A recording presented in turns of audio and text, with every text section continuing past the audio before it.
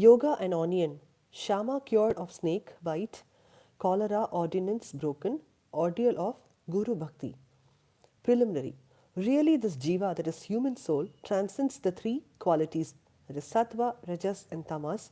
But being deluded by Maya, he forgets his nature, which is existence, knowledge, bliss, and thinks that he is the doer and enjoyer, and thus entangles himself in endless miseries and does not know the way of deliverance. The only way of deliverance is loving devotion towards the Guru's feet. The great player or actor Lord Sai has delighted his bhaktas and transformed them into himself. It is his nature. We regard Sai Baba as an incarnation of God for the reasons already stated, but he always said that he was an obedient servant of God. Though an incarnation, he showed the people the way how to behave satisfactorily and carry out the duties of their respective stations, that is, varnas, in this life. He never emulated others in any way, nor asked others to have something done for him. For him who saw the Lord in all movable and immovable things in the world, humility was the most proper thing. None he disregarded or disrespected, for he saw Narayan, this Lord, in all the beings. He never said, I am God, but that was humble servant, and he always remembered him and always uttered Allah Malik. God is the sole proprietor of or the owner. We do not know the various kinds of saints, how they behave, what they do and eat, etc. We only know that by God's grace they manifest themselves in this world to liberate the ignorant and foul souls. If there be any store of merits on our account, we get a desire in listening to the stories and leelas of the saints, otherwise not. Let us now turn to the main stories of this chapter. Yoga and onion. Once it so happened that a sadhak of yoga came to Shirdi and with Nana Sahib Chandorkar. He had studied all the works on yoga, including the Yoga Sutras of Patanjali, but had no practical experience. He could not concentrate on his mind and attain samadhi even for a short while of time. He thought that Sai Baba, if be pleased with him, he will show him the way to attain samadhi for a long time. With this object in view, he came to Shirdi, and when he went to masjid, he saw Sai Baba eating bread with onion. On seeing this, a thought arose in his mind. How can this man, eating slate bread with raw onion, solve my difficulties and help me?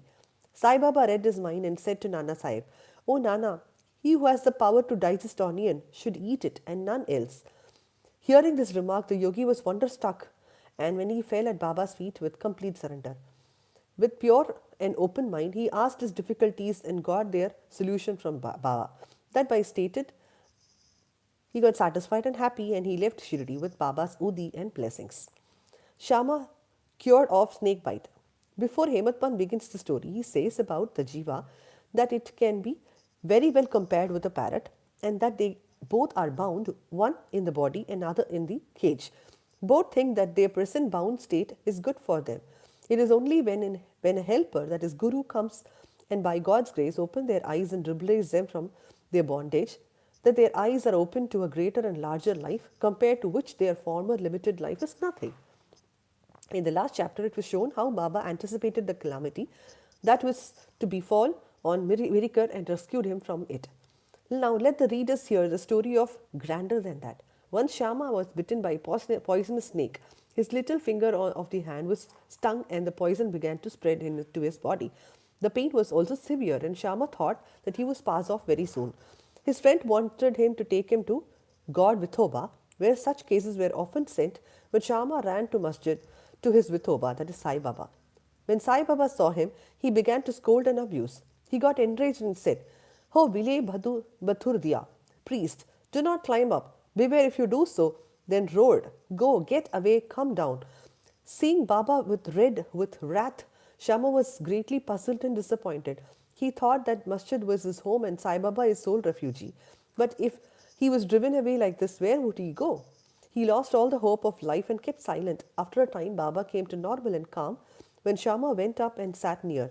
Then Baba said to him, Don't be afraid, don't care a jot.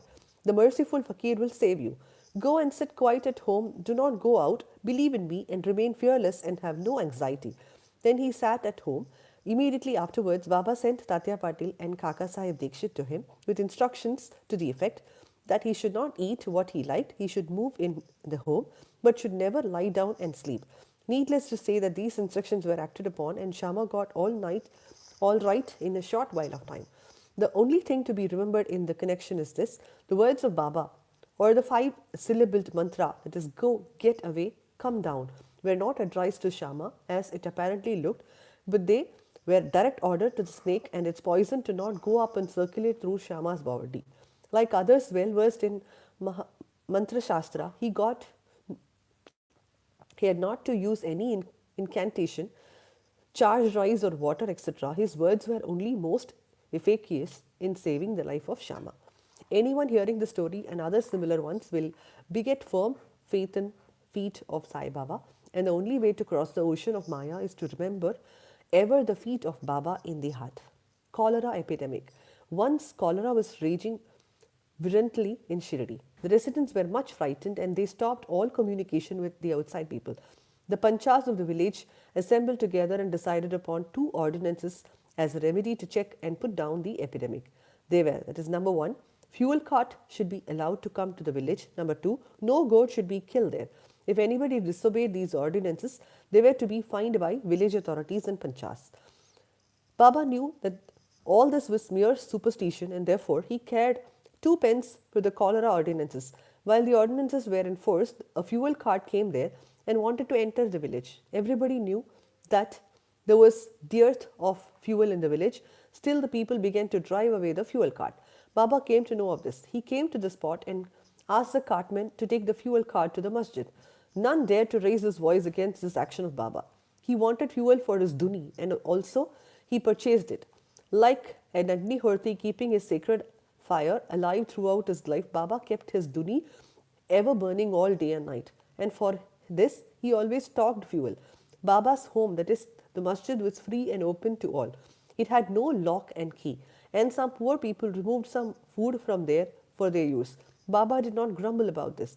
Baba saw the whole universe was pervaded by the Almighty, and so he was never bore enmity or ill will to anybody. Though perfectly detached, he behaved like an ordinary householder to set an example to the people. Ordeal of Guru Bhakti. Let us now see how the second cholera ordinance fared with Baba. While it was in force, somebody brought a goat to the masjid. It was weak, old, and about to die. At this time, Fakir Pir Muhammad of Malegaon, alias Bade Baba, was near. Sai Baba asked him to behead it with one stroke and offer it to an oblation. This Bade Baba was much respected by Sai Baba. He always sat on the right hand of Sai Baba. After the chilim, that is, pipe, was first smoked by him, it was served at the time of taking meals at noon. Baba respectfully called Bade Baba and made him sit on his left side, and then all partook of food. Baba paid him also daily rupees 50 out of the amount collected as dakshina. Baba accompanied him 100 paces whenever he was going away. Such was his position with Baba. But when Baba asked him to behead the goat, he flatly refused, saying, "Why it should be killed for nothing?" Then Baba asked Shama to kill it.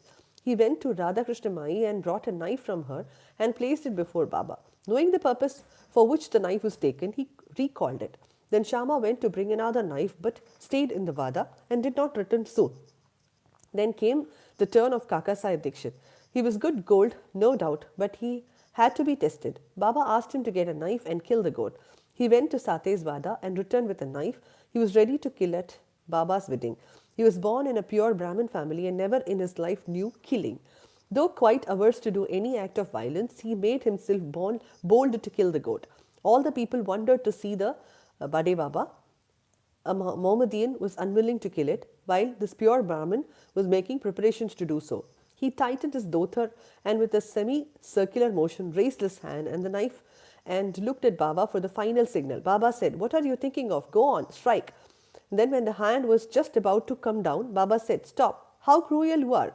Being a Brahmin, you are killing a goat." Kaka Sahib obeyed and kept the knife down and said to Baba, "Your nectar-like word is law unto this. Why, when we do not know any other ordinance, we remember you always, meditate on your form and obey you day and night. We do not know to consider whether it is right or wrong to kill. We do not want to reason or discuss things, but implicit and prompt compliance with Guru's orders is our duty and dharma. Then Baba said to Kaka Sahib that he would himself do the offering and killing business. It was settled that the goat should be disposed of a near place called Thakya, where fakirs used to sit. When the goat was being removed to that place, it fell dead on the way. Hemadpant closes chapter with classification of disciples. He says that there are three kinds. Excuse. Number one, first or best.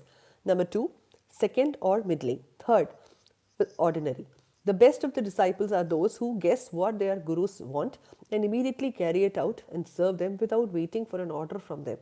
The average disciples are those who carry out the orders of their masters to the letter without any delay, and the third kind of disciples are those who go on postponing the carrying out of their orders and making mistakes at every step. The disciples should have faith firm, backed up by intelligence, and if they have patience to these, their spiritual goal will not be distant. Control of breath, ingoing and outgoing, or hatha yoga, or other difficult practices are all not necessary. When the disciples get the above mentioned qualities, they become ready for further instructions, and the masters then appear and lead on them in their spiritual path to perfection. In the next chapter, we shall deal with Baba's interesting wit and humor. Bow to Sri Sai, peace be to all. Om Sri Sai Ram.